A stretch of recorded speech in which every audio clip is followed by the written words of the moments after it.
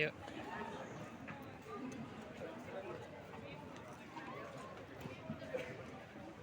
Ya, silakan Mas. Terima kasih teman-teman media yang sudah menyempatkan hadir bersama dengan konferensi pers ini setelah dua keterangan akademis tadi, Pak Zainal Arifin Mukhtar dan Pak Irlambang. Setelah ini kami dari CLS yang menginisiasi konferensi pers ini juga akan menyampaikan sebuah pernyataan yang sekiranya bisa menjadikan langkah selanjutnya setelah adanya putusan Mahkamah Konstitusi kemarin, dan ada beberapa poin-poin yang sifatnya mengafirmasi apa yang telah disampaikan oleh dua dosen tadi. Baik teman-teman media, saya akan mulai. Inde datae leges B fortoir omnia posset. Hukum dibuat, jika tidak, orang yang akan mempunyai kekuasaan dengan kuat menjadi tidak terbatas. Majelis Hakim Mahkamah Konstitusi telah memutus perkara nomor 1 PHPU Pres garis datar 22/2024 dan nomor 2 PHPU Pres garis datar 2022/2024.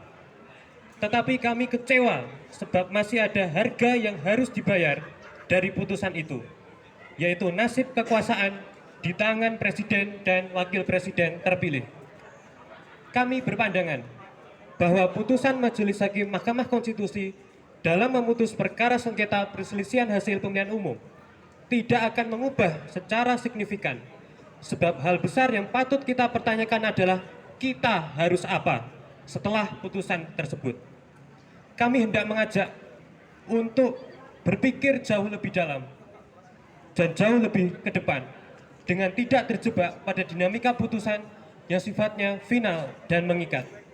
Sebab sejatinya kita justru baru saja dihadapkan dengan bayang-bayang persoalan serius. Persoalan itu adalah bagaimana cara kita menyikapi kekuasaan presiden dan wakil presiden terpilih. Pada titik inilah kita harus bertolak lebih dalam pada refleksi peristiwa demi peristiwa yang selama ini telah memberikan pandangan bahwa kekuasaan tidak lebih dari permainan penguasa yang mengatur siapa yang menang dan siapa yang kalah dengan berbagai cara. Apakah kita ingin hal tersebut terulang kembali dan terus-menerus terjadi? Tentu tidak. Maka momentum pasca putusan ini adalah waktu yang tepat untuk kita bersama-sama mengerahkan pandangan pada sebuah gagasan dan cara untuk melakukan pembatasan pada kekuasaan presiden dan wakil presiden. Kami berpandangan bahwa tidak terbatasnya kekuasaan presiden adalah akar dari rangkaian berbagai peristiwa dan permasalahan yang selama ini dipertontonkan kepada kita dengan sangat jelas dan terang benderang. Sejatinya, semakin jelas dan terangnya upaya pelanggaran kekuasaan justru semakin menunjukkan gelap dan suramnya hati nurani penguasa. Waktu dengan sendirinya telah membuktikan bahwa kita tidak bisa lebih lama bergantung pada hati nurani penguasa, sebab ia dapat melakukan segala hal yang menurut hati nuraninya benar. Dan sayangnya kebenaran hati nurani pribadi penguasa itu tidak selamanya benar di mata hukum. Logika berpikir tersebut timbul karena selama ini kita turut membiarkan setiap penguasa yang memimpin negeri ini bisa berkuasa tanpa batas, karena negeri ini belum memiliki instrumen hukum berupa peraturan perundang-undangan yang khusus untuk membatasi kekuasaan presiden dan wakil presiden. Maka itu sama halnya pada setiap penyelenggaraan pemilihan umum, khususnya pada pemilihan presiden dan wakil presiden. Kita memilih untuk dua individu yang tidak bisa dilarang, yang tidak bisa disanksi, yang tidak bisa diadili, dan tidak bisa dibatasi kekuasaannya. Pertanyaannya, apakah ini konsep negara hukum dan demokrasi yang seharusnya berjalan? Ironisnya, hal itu terjadi pada setiap pergantian periode kekuasaan di masa pasca reformasi. Kita seolah-olah memberikan mereka jalan mulus, bebas tanpa hambatan untuk berkuasa tanpa rambu-rambu, larangan, dan batas-batas khusus. Sehingga kesadaran inilah yang seharusnya menjadi titik balik bagi kita untuk membatasi kekuasaan presiden dan Wakil Presiden.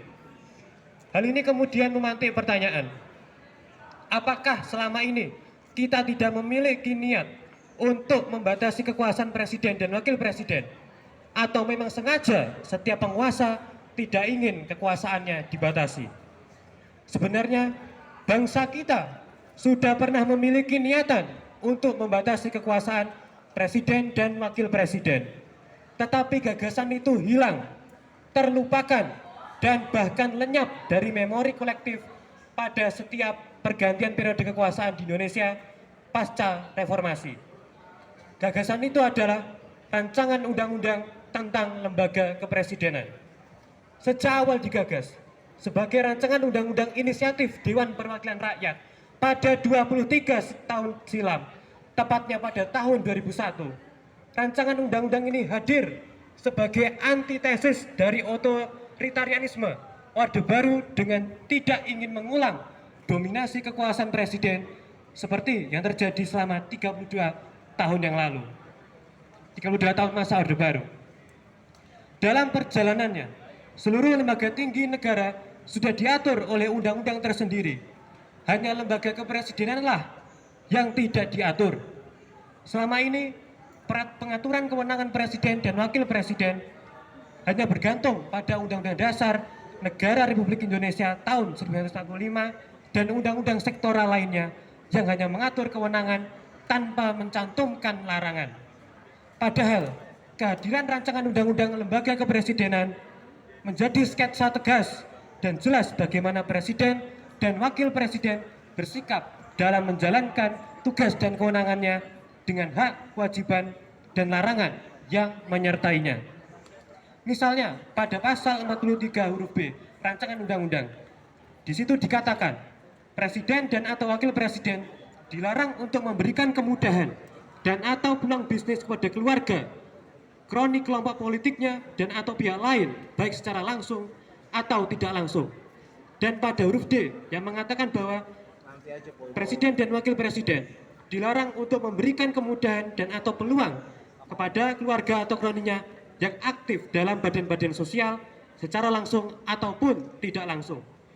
Pada titik ini pula, kami ingin menambahkan pengaturan mengenai batasan dan atau larangan yang berkaitan dengan praktik relasi kuasa yang dilakukan oleh presiden dan atau wakil presiden dengan keluarga dan atau kerabat serta kroni politiknya dalam struktur pemerintah pusat dan pemerintah daerah untuk mencegah terjadinya tindakan penyalahgunaan kekuasaan secara terstruktur, sistematis, dan masif. Kini kami mengajak kita semua untuk berpikir sejenak dan bertanya dalam hati sanubari kita masing-masing.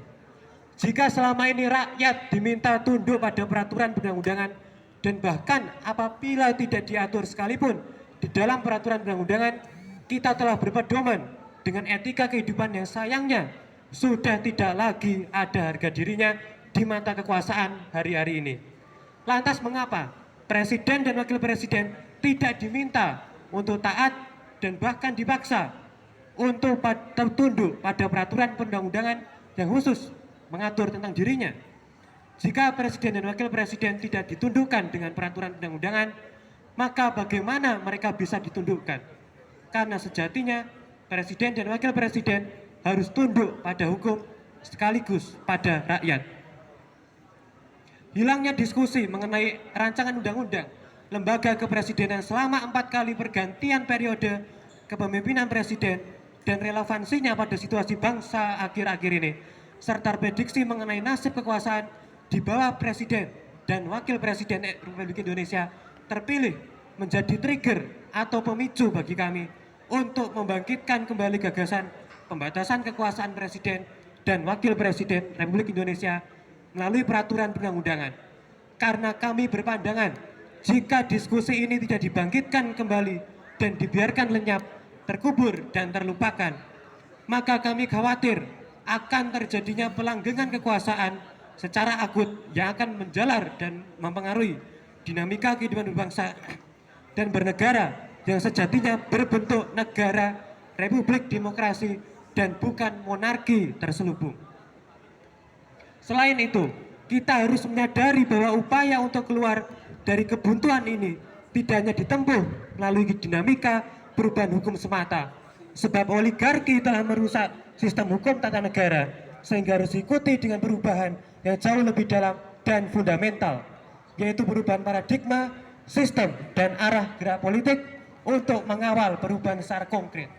Oleh sebab itu, kami menolak lupa eksistensi rancangan undang-undang lembaga kepresidenan dan menuntut dengan tegas, yang pertama, Presiden dan Wakil Presiden Republik Indonesia terpilih untuk bersedia kekuasaannya dibatasi melalui peraturan perundang-undangan yang sifatnya khusus.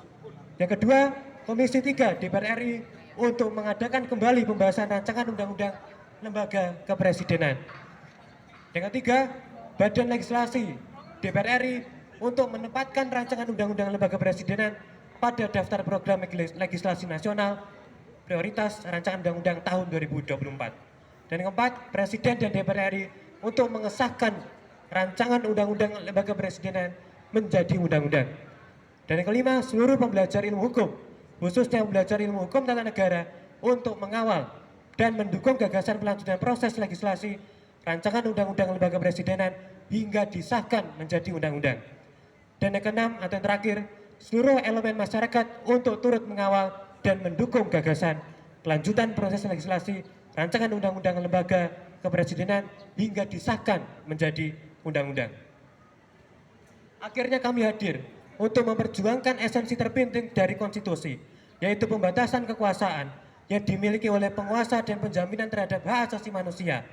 Maka kami pun berharap melalui gagasan dan aspirasi yang kami sampaikan pada kesempatan yang berharga ini dapat didengar, dipertimbangkan, dan dilaksanakan sebagaimana mestinya.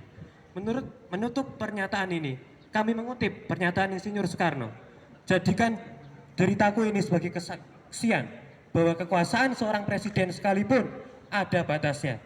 Karena kekuasaan yang langgeng hanyalah kekuasaan rakyat. Dan di atas itu segalanya adalah kekuasaan Tuhan yang Maha Esa. Justitiae non est neganda. Keadilan tidak dapat disangkal atau ditunda. Sleman, Selasa 23 April tahun 2024, atas nama Constitutional Law Society.